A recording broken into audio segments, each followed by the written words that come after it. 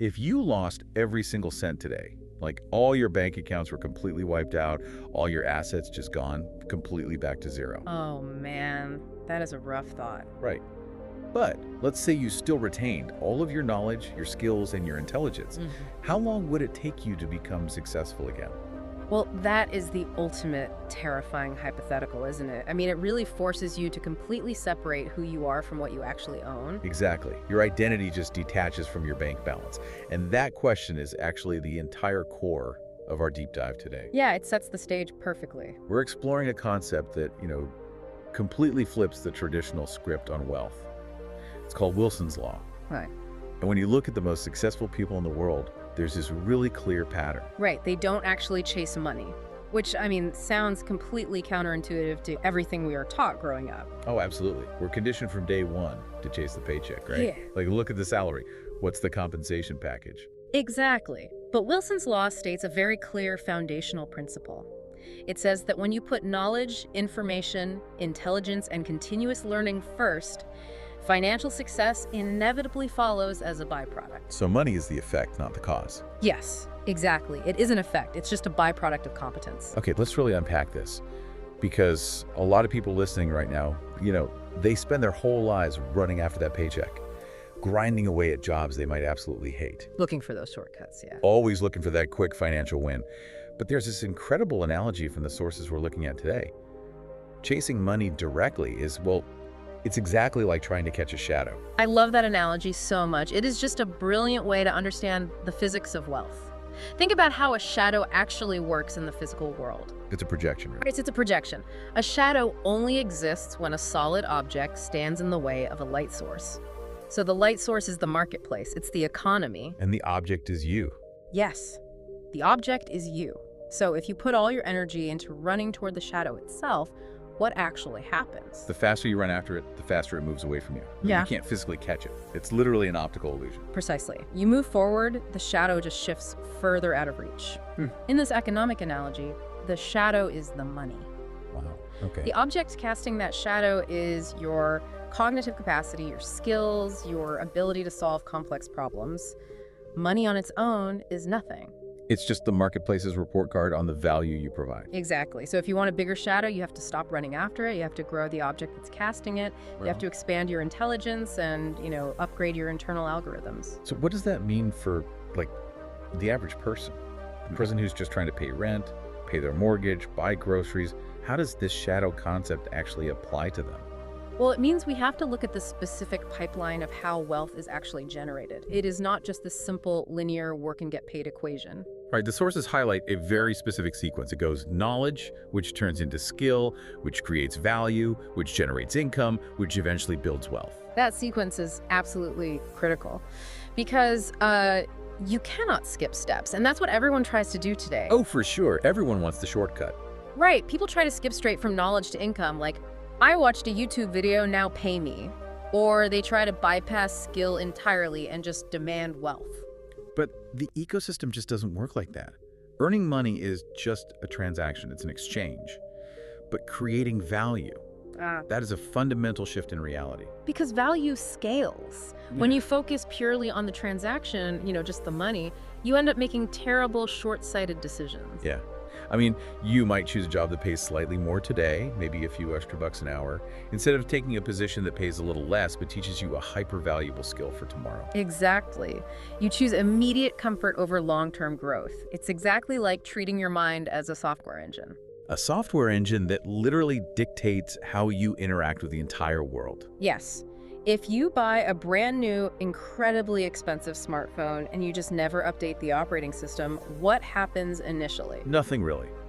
It works perfectly fine for the first few months. Right. But give it a year or two. Eventually, the new apps stop working on that old OS, the whole system slows down, the battery drains. And eventually the machine just becomes completely obsolete. Your brain is exactly the same way, choosing not to learn, refusing to update your internal software because you're too busy chasing quick cash today. It's the exact same mechanism. You are making yourself obsolete in the marketplace. And I think this brings up a really uncomfortable truth about how society values labor. We are always taught that sheer hard work is the ultimate key to success. Oh, the classic hustle culture myth. Yeah, The idea that if you just put your head down, sweat, and work physically harder than everyone else, you will inevitably get rich. And we really need to dismantle that idea right now. I'm going to push back on it on behalf of everyone listening, because society constantly beats that drum. Like, look at a construction worker.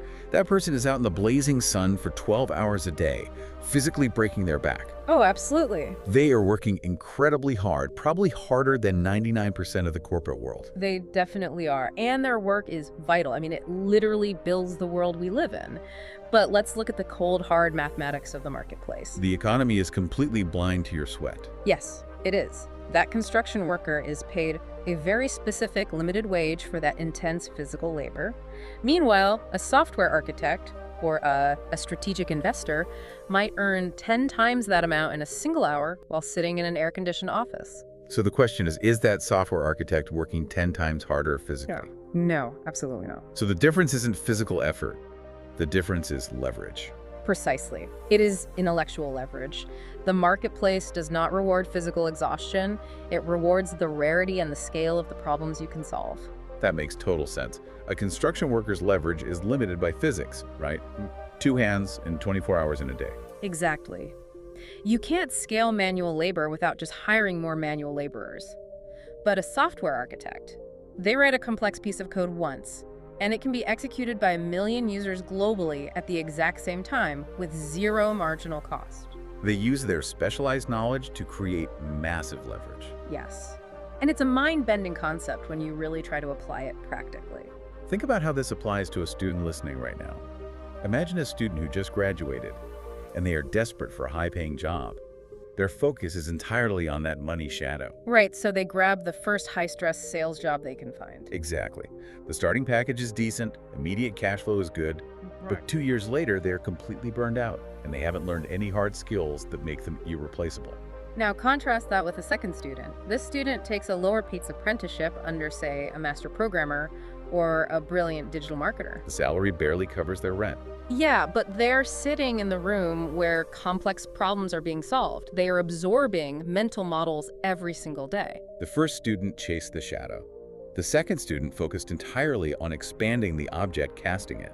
They were upgrading their cognitive OS. And in 5 years, that second student's earning potential will completely eclipse the first's because they built a solid infrastructure of competence. They put knowledge before money. Which perfectly transitions into how people at the absolute top of the financial pyramid operate. Let's look at the billionaire's playbook. Oh, this is fascinating. Because if intelligent decision-making and leverage beat sheer physical effort, how do the most successful people wield their knowledge? They treat specialized knowledge as their ultimate asset. It's the one thing that makes them irreplaceable. When you have rare, specialized knowledge like understanding complex financial derivatives or engineering AI or having deep insight into consumer psychology, your entire career dynamic flips. You completely stop begging for opportunities. Right. You don't have to send out hundreds of resumes hoping someone picks you out of a massive pile. Because the gravity of the situation shifts. Instead of you chasing the market, you become a magnet.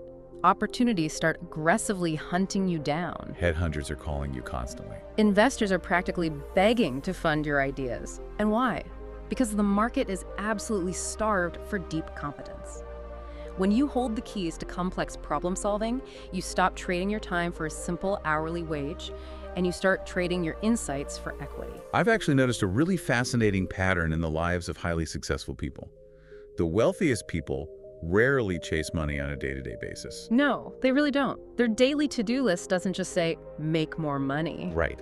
Their focus is almost entirely on learning. Look at Warren Buffett. He spends like 80% of his day just reading.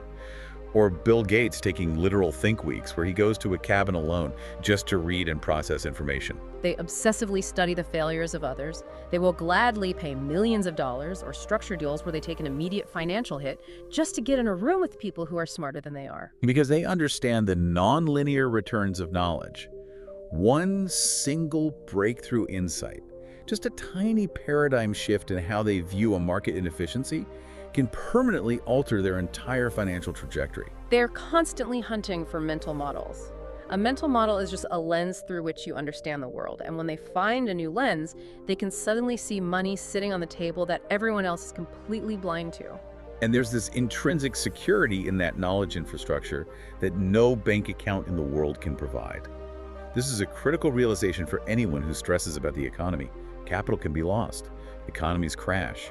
We saw it in 2008. We saw it during the pandemic. Bank accounts can freeze. Massive businesses can go bankrupt overnight. But the intellectual infrastructure built inside your head, that is the ultimate sovereign asset. It cannot be taxed. It cannot be stolen. The government can't inflate its value away. It is entirely yours. If you have the deep knowledge of how to build a business from zero, or how to optimize a supply chain, or how to use human psychology to negotiate, you could drop that person in any city in the world with $0 in their pocket. And they would generate wealth all over again. Exactly. Which answers our opening question. How long would it take? For those people, not very long at all. Let's look at some of the greats, like Albert Einstein or Steve Jobs. These guys didn't have some magical genetic code that guaranteed success. Jobs was a college dropout. He slept on his friends' floors and returned glass Coke bottles just to buy food. But he had the one thing that acts as the core engine of Wilson's Law. He had an insatiable curiosity. Curiosity is so often misunderstood. People just think it means being inquisitive. But in the context of Wilson's Law, curiosity is the actual mechanism that drives the acquisition of knowledge before there is any promise of a financial reward.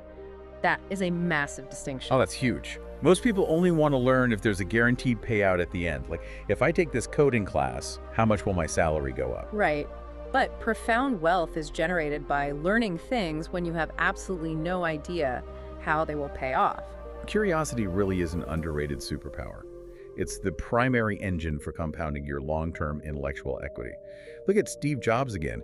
He dropped in on calligraphy classes at Reed College just for the fun of it. At the time, calligraphy had absolutely zero to do with technology or computers. There was no financial incentive at all. He was just curious about the typography, the spacing, the art of it. And then 10 years later, when he was designing the first Macintosh, that seemingly useless knowledge came rushing back. Because of that one calligraphy class, the Mac had beautiful typography and proportional spacing. He took personal computers from being these boring mathematical boxes and turned them into beautiful artistic tools. That single feature helped Apple stand out in a massive way. If he'd only chased the money in college, Apple might never have become what it did. Jobs actually had a famous quote about this. He said, "You can't connect the dots looking forward, you can only connect them looking backwards." You're just collecting the dots of knowledge today. Exactly. Look at successful entrepreneurs today. They don't just blindly throw cash at a new product idea. They obsessively study the market first. They identify the inefficiencies. They read forums to see what people are complaining about. They do all this massive intellectual heavy lifting before investing a single dime. Or think about a local business owner. Huh? Say a shopkeeper running a traditional retail store. Suddenly he gets curious about consumer psychology. He picks up a book on behavioral economics. Oh, nice. He learns about the decoy effect or price anchoring. So he just changes the placement of his products and adjusts his pricing tiers. And suddenly, his sales skyrocket. He didn't spend a single extra dollar on advertising. His marketing budget was zero. He just applied better knowledge. Effectively, he passed his existing resources through a better mental model, and the output multiplied. But let's shift gears here and focus on the actual process, because this all sounds incredibly inspiring. But practically speaking, how does an average person build this intellectual equity in their daily life? Yeah. You don't just wake up one morning and decide to be smart. We need a framework. Let's use a very specific metaphor for this, one that goes way beyond the typical, oh, your mind is a sponge idea. Sponges just sit there passively. I prefer to look at the mind as a highly complex biological algorithm, or, simply put, a compounding machine. A compounding machine. Okay, I like that. Every single fact you learn, every unique perspective you actively consider, every new technical skill you practice, those are all data points for that algorithm. The more diverse the data points, the more sophisticated the algorithm becomes. Yeah. Yes. But here is the trap where 99% of people fail. Just possessing the knowledge, just reading the book and putting it on a shelf, or bookmarking a huge thread on Twitter and forgetting about it. That does absolutely nothing. Passive consumption is just the illusion of progress. Exactly. Your brain releases dopamine when you read a smart quote, which makes you feel like you actually achieved something. But you haven't. The algorithm hasn't changed at all because you haven't integrated the data. So it requires this really painful shift from passive accumulation to active application. Right. You can't just read a book on coding and say, okay, I know Python now, please hand me my job offer from Google. It requires continuous learning, critical thinking, and practical friction. I think friction is the key word there. Learning should not always feel smooth. Practically, this means taking the information you consume and actively wrestling with it.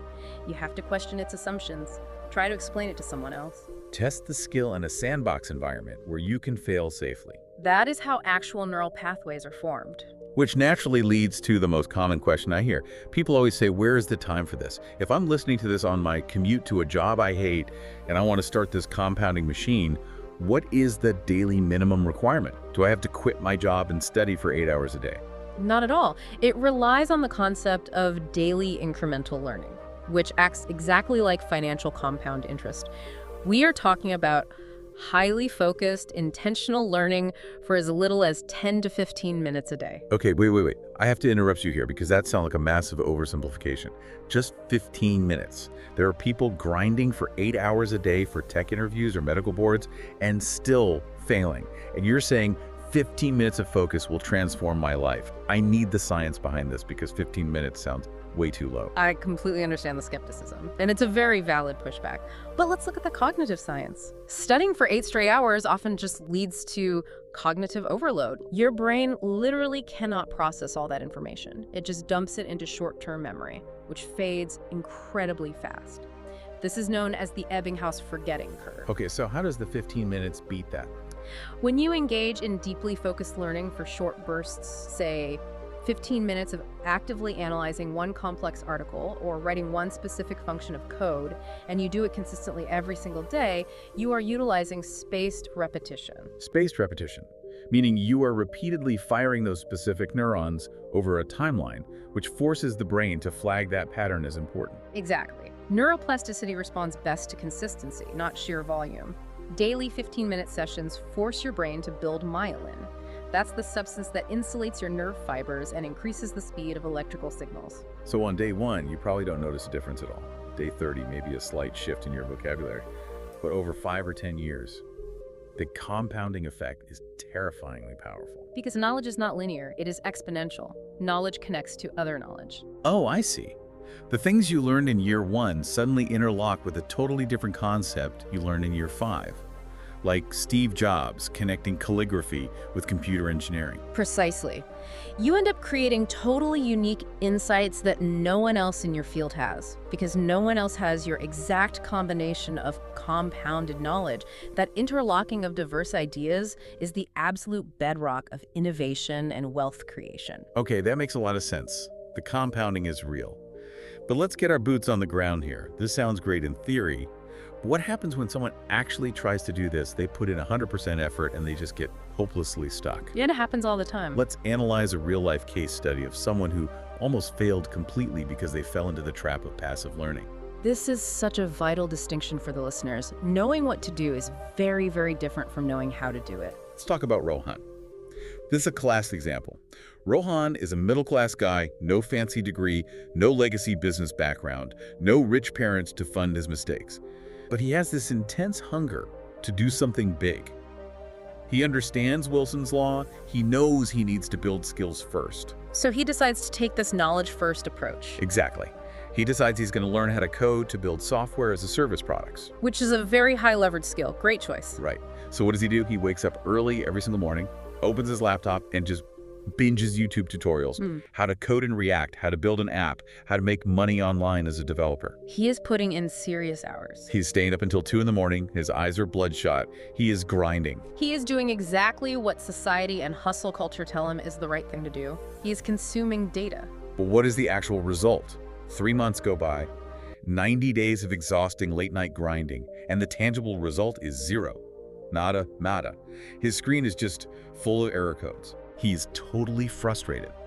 And to make it worse, his friends start mocking him. They got normal, safe jobs, and they look at Rohan like, hey man, you just watch videos all day. What do you actually have to show for it? His self-confidence is completely shattered. What Rohan experienced is what the tech community famously calls tutorial hell. Tutorial hell, that sounds awful. Why does it happen? It is a devastating cognitive trap, and it's not just limited to coding, it happens in every field.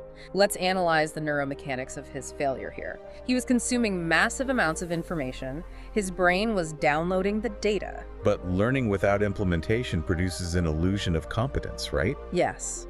In psychology, this is called the fluency heuristic. The fluency heuristic. Break that down for me. So, when Rohan watches an expert developer write code on screen, the logic flows incredibly smoothly. Rohan's brain says, yes, I understand this perfectly. He feels fluent. But he is confusing recognition with recall and application. He just recognizes the concepts when someone else does the work? Exactly. The moment he closes the video and opens a blank code editor, he completely freezes. Because his brain never actually built the neural pathway to generate that information from scratch. It only built the pathway to process it passively. Wow. So knowing what to do, which is what all those tutorials taught him, is completely useless without knowing how to apply it from zero. So Rohan is stuck in tutorial hell. But then, a turning point comes. And this is where we uncover the secret to extremely fast mastery. This is the pivot. One day, feeling completely defeated, Rohan reads a quote online that changes his entire approach. The quote says, if you want to learn fast, start teaching others. Which, mathematically speaking, probably sounded like a terrible idea to a beginner. It's the ultimate imposter syndrome moment. His first thought is, I don't even understand this myself. My code keeps crashing. What could I possibly teach anyone else? But he has nothing to lose, so he tries it. And this leads us to a fascinating 6-month blueprint for transitioning from passive information to active value creation. Let's trace his journey, phase by phase. So the first phase, those first 3 months, that was the struggle. Pure data consumption, cognitive overload. His brain was just collecting new concepts, variables, loops, APIs. This phase always leads to confusion. It's the feeling of, maybe I'm just not smart enough for this. This is the exact point where 90% of people quit and go back to chasing the shadow of quick money. But then comes the pivot point. Month 4. Rohan decides to take that teaching advice. He uses the Feynman technique without even knowing the name of it. He picks up his phone, turns on the camera, his voice is shaking, he has zero confidence. But he does it anyway. He records a simple 2-minute video explaining one extremely basic coding concept he learned that day. Just explaining how a basic loop works. He posts online, and he gets exactly 12 views. And I'm sure he got a couple of mocking comments from internet trolls too. Oh, absolutely. Yeah. Externally, nothing in his life changed. Those 12 views didn't make him a millionaire. No clients reached out. But internally, neurologically, something massive shifted. This triggers the acceleration phase. Because Rohan committed to publicly sharing what he was learning, a profound psychological mechanism kicked in. The Feynman technique in action. When you attempt to teach a concept, especially to an audience that knows nothing, your brain is forced to seek absolute clarity. Because you can't hide behind complex jargon anymore. If you only vaguely understand a concept, you won't be able to explain it in simple words. You are forced to synthesize the information, structure it logically, and anticipate questions. The cognitive load required to explain a concept forces your brain to identify the gaps in your own knowledge. So, things that used to take Rohan 5 hours of frustrating trial and error suddenly started taking him 1 hour. Because his intent completely changed. His brain was processing information differently. He wasn't just reading to memorize anymore, he was learning with the active intent to explain. Active teaching accelerates personal growth and mastery faster than any other method. He moved himself from a passive consumer mindset into an active creator mindset. And what was the long-term effect? By the 6th month, this turns into serious value creation. He kept posting videos. Yeah, he kept posting. He even shared his mistakes. Like, hey, my code crashed today, here's why. He built his skills in public. Suddenly, the algorithm picks up on his consistency.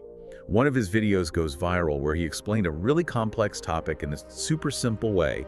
He gains thousands of followers. And notice what happens next. The shadow comes running. Yes. Because he demonstrated his competence publicly, he displayed his intellectual leverage to the market. Suddenly, freelance coding projects start rolling in.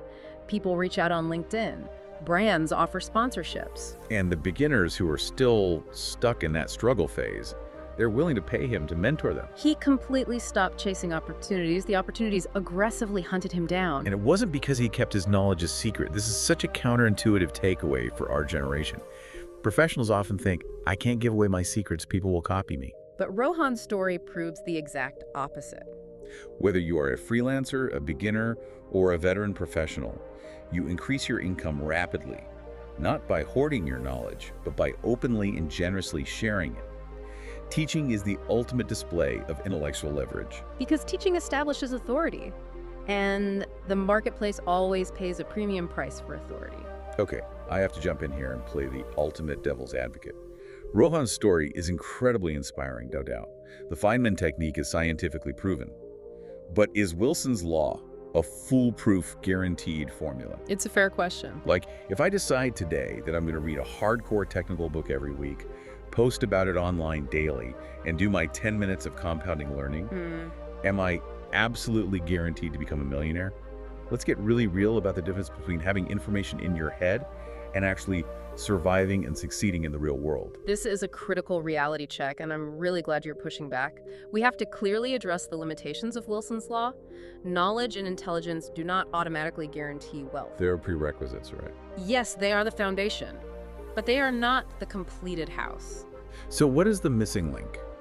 Because if information was all it took, every college librarian would be a billionaire. They literally live surrounded by all the world's knowledge. The missing link is the bridge between intelligence and wisdom paired with ruthless execution. We really need to differentiate intelligence and wisdom here. Let's do it. What's the difference? Intelligence is the pure acquisition of data. It is knowing the mechanical facts. It's understanding the syntax of a coding language or memorizing historical data patterns in the stock market. Okay, so intelligence is just raw data. Then what is wisdom? Wisdom is knowing how and when to actually apply that data. It's the ability to filter out the noise. It involves questioning your own biases, understanding human nature, and practicing critical thinking. Could you give a real-world analogy for that? Sure. Intelligence is knowing that building a tech startup requires writing a flawless app. Wisdom is realizing that the market doesn't actually want the app you are building, and having the humility to pivot before you burn through all your investor cash. I love that. Data versus context. Intelligence without wisdom can actually be dangerous because you might confidently make terrible decisions. Exactly. Intelligence gives you the tools. Wisdom tells you which tool to use, or if you even need a tool at all. So applying this back to wealth generation, you could be the most intelligent person in the world, you could know every technical detail of your field, but if you lack wisdom, you will never execute properly. Precisely. Financial success demands execution. Knowledge without aggressive, disciplined action is just completely inert. It's potential energy that never becomes kinetic. You still have to sit down and do the hard work. There is no replacement for execution. You have to be willing to take calculated risks. You have to be able to identify the right opportunities. Intelligence will show you 100 opportunities, but wisdom tells you which one is actually leverageable. And we also have to acknowledge the harsh realities of life. Circumstances genuinely matter. Where you were born, your initial network, your health, your family obligations, these factors absolutely count. They absolutely do. And yes, whether people want to admit it or not, there is an element of luck. The timing of an opportunity is sometimes completely out of your control. I agree completely. Luck plays an undeniable role in timing. But here is the dynamic interaction between luck and Wilson's law. Wisdom ensures that when luck finally does arrive, you are fully prepared to capitalize on it. As the philosopher Seneca said, luck is what happens when preparation meets opportunity. Exactly. Wilson's law is essentially about maximizing the preparation side of that equation to such an extreme degree that when a tiny window of opportunity opens, you can drive a truck right through it. So what is the biggest danger in this entire deep dive? The danger is believing that money alone creates success, or assuming that just reading books will make money fall from the sky. If you just chase the money metric, no matter how much you study, you are right back to chasing shadows. You will inevitably burn out. And if we look beyond just the financial aspect, the true reward of applying Wilson's law is way more profound than just a big bank balance. Money is a fantastic byproduct, sure. It's a very comfortable shadow to relax under. But the ultimate reward is a life enriched by wisdom and extreme adaptability. Think about the world right now. The economy is shifting rapidly. AI and automation are disrupting entire industries overnight. Oh yeah, like ChatGPT just shaking up content creation and basic coding instantly. Exactly. Now, the person who is only chasing the shadow, who only relied on one single repetitive skill, that person is going to panic. But the person who prioritized knowledge, The person with mental models, who knows how to learn and adapt, they won't panic. They will figure out a way to use AI as a tool to gain even more leverage. They find joy in continuous personal growth. And crucially, they avoid those incredibly expensive life mistakes. Bad investments, toxic partnerships, foolish career pivots, the kind of mistakes that set other people back for decades. That is the real power of it. You aren't just building a bank account, you are actively building an impregnable fortress inside your mind, a mental infrastructure that no market crash can ever destroy. That is such a powerful perspective. Okay, let's take a step back and really appreciate the journey we've just been on today. We started with this exhausting reality check, the illusion of chasing money. The realization that running after money is like running after a shadow that's always one step ahead. We figured out that you have to completely focus on the object casting the shadow, which is your cognitive capacity, your skills, your value. We moved from being a passive consumer with a slowly rotting mental operating system to understanding how billionaires actually play the game. They build intellectual equity, they hunt for mental models, and they leverage specialized knowledge so the market hunts them down. We look at the science of compounding, how just 10 to 15 minutes of intentional, focused daily learning physically rewires your brain through spaced repetition and neuroplasticity. And then we explored Rohan's story, the dark reality of tutorial hell. And how he used the Feynman technique, publicly teaching his incomplete knowledge, to accelerate his learning curve and create massive value. And finally, we grounded it all in reality. We separated intelligence, which is just data, from wisdom, which is context and execution.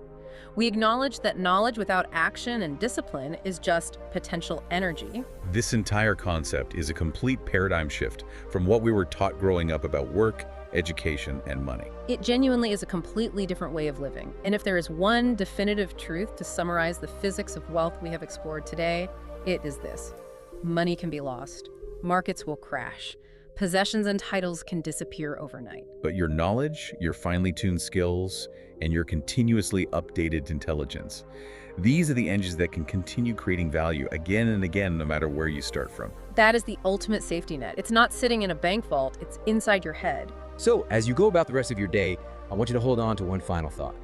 Imagine that tonight, while you are sleeping, your regular bank account is seamlessly replaced by a knowledge account. And the balance of that account depends entirely on how much active learning you've done, how many hard skills you've built, and how much wisdom you've cultivated over the last year. If that happened, what would your balance be when you wake up tomorrow? And perhaps more importantly, now that you know the secret, who are you going to teach tomorrow to start multiplying that wealth?